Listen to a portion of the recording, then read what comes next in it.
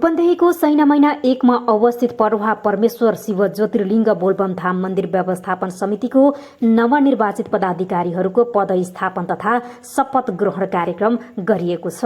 ज्येष्ठ 24 गते सम्पन्न बोलबम धामको 19औं साधारण सभा तथा 8औं अधिवेशनबाट अध्यक्षमा निर्वाचित चित्रबहादुर कार्की लगायत 16 सदस्यीय सर्वसम्मत निर्वाचित कार्य समिति पदाधिकारीलाई पदस्थापना, शपथ ग्रहण तथा निर्वाचित भएको प्रमाणपत्र हस्तान्तरण गरिएको हो। सम्पन्न निर्वाचनबाट उपाध्यक्षमा दुलबहादुर थारू, सरस्वती पन्थी र रामनाथ हरिजन, महासचिवमा गोपाल आचार्य, सचिवमा रमाकान्त काफ्ले र कोषाध्यक्षमा छवि पन्थ चयन हुनु भएको थियो। यस्तै सदस्यहरूमा विष्णु बस्नेत, शारदा चालिसे, मार्काण्ड शर्मा, रामवृक्ष मुराव, श्याम प्रसाद अधिकारी, गोविन्द प्रसाद पाण्डे, लक्ष्मी प्रसाद शर्मा, विष्णु पौड्याल र लक्ष्मी वाग्ले रहनु भएको छ। निर्वाचन समितिका संयोजक खुशीराम चौधरीको अध्यक्षता तथा सैना मैना नगरपालिकाका प्रमुख फणेन्द्र प्रसाद शर्माको प्रमुख अध्यक्षतामा पदस्थापन तथा शपथ ग्रहण कार्यक्रम सम्पन्न भएको हो। सो अवसरमा बोल्दै नगर प्रमुख फणेन्द्र प्रसाद शर्माले सैना मैना विकासको तीव्र गतिमा अघि बढेको बताउनुभयो। बोलबम धामको विकास र संरक्षणका लागि स्थानीय, प्रदेश र संघ सरकारले वर्षेनी बजेट विनियोजन गरेर मन्दिर र सैना मैनाको विकासको काम तीव्र रूपमा अघि बढेको बताउनुभयो। प्रमुख शर्माले धामको विकासमा तीनै तहको सरकारको ध्यान पुगेकाले गुरुयोजना अनुसार मन्दिरको बृहत्तर विकास सम्पन्न गर्न थप बजेट व्यवस्थापनका लागि यस क्षेत्रका सांसदहरूको पहली कदम आवश्यक रहेकोमा जोड दिनुभयो। पश्चिमको पशुपतिनाथले परिचित परोहा बोलबम धाम सैना महिनाकै पहिचानसँग जोडिएको ऐतिहासिक धार्मिक केन्द्र बनाउन तीनै तहको सरकार र यस क्षेत्रका स्थानीय जनसमुदायको सहकार्य आवश्यक रहेको उल्लेख गर्नुभयो।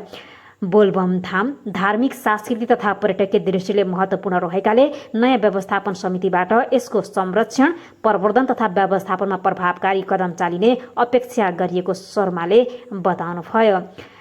नवनिर्वाचित अध्यक्ष चित्रबहादुर कार्कीले परोहा बोलबम धाम र बोलबम हिल पार्कलाई एकीकृत गरेर विकास प्रक्रिया अघि बढाउने योजना रहेको सुनाउनुभयो।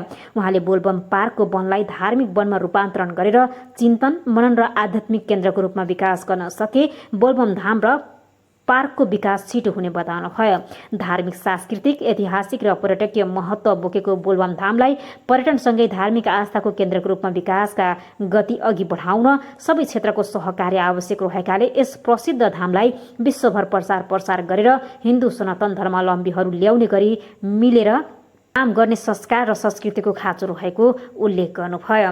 धामको गुरुयोजना अनुसार मुख्य मन्दिर निर्माण सम्पन्न भएको छ भने लगतै मन्दिरमा आँखी झ्याल लगाउने र बाँकी 40% संरचनाहरूको व्यवस्थापन र निर्माण कार्य 2 वर्षभित्र सम्पन्न गरी विधिवत रूपमा मन्दिर उद्घाटन गर्ने अध्यक्ष कार्कीले प्रतिबद्धता व्यक्त गर्नुभयो। कार्यक्रममा लुम्बिनी प्रदेश सभा सांसद कमला विक, बोलबम धामका निवर्तमान अध्यक्ष रामबली चौधरीले बोल्दै पछिल्लो समय धाममा भइरहेको पूर्वाधार विकास मन्दिरको व्यवस्थापन र संरक्षणमा भूमिका खेलेको बताउनुभयो। बाँकी निर्माणाधीन संरचनाहरूलाई पूर्णता दिएर अन्तर्राष्ट्रिय स्तरसम्म बोलबम धामको इतिहासलाई प्रचार प्रसार गरी सबै मिलेर यसको थप विकासमा लाग्नुपर्ने जोड दिनुभयो। निर्वाचन समितिका सदस्य चित्र केसीको सञ्चालनमा रहेको कार्यक्रममा धामका शुभेच्छुक, धामका आजीवन सदस्य, धार्मिक व्यक्तित्व, जनप्रतिनिधि र समाजसेवी लगायतको उपस्थिति रहेको थियो।